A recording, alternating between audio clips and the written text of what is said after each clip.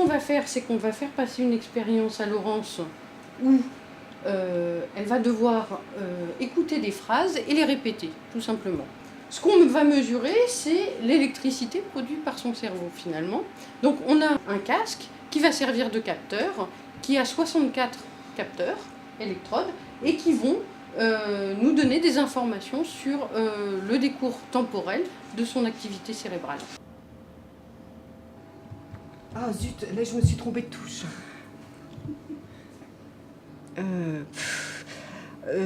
Ça c'est ambigu, je dirais non. Les bonobos mangent des graines et des vers. C'est pas des émotions, c'est vraiment de l'activité liée à la lecture, à l'écoute de phrases, à s'il y a des petites modifications dans ces phrases, par exemple, comment elle reconstruit, comment elle fait. Donc par exemple, si on entend une phrase dans du bruit et qu'on n'a pas tout entendu, il va falloir qu'on fasse un effort pour essayer de se dire c'est quoi le mot que j'ai entendu là. Donc il va y avoir un effort, et cet effort-là, il va créer une petite électricité, parce qu'il y a des connexions synaptiques qui se font, et donc c'est ça qu'on va capturer et récupérer.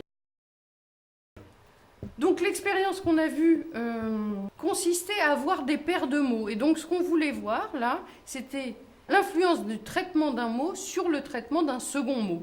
Donc en fait, l'essai commence par on entend tu, enfin la rime qu'on cherche, puis on a un masque, puis on a un mot qui est caché, le premier mot de notre paire. Il est présenté 60 millisecondes, donc le sujet ne le voit pas, il n'est pas conscient que le mot est là, et puis ensuite il voit tortue, et là il doit répondre, est-ce que tortue rime avec tu? Il doit répondre oui ou non. Il y avait une deuxième tâche qui est une tâche sémantique, où là on demande est-ce que tortue appartient à la catégorie animale.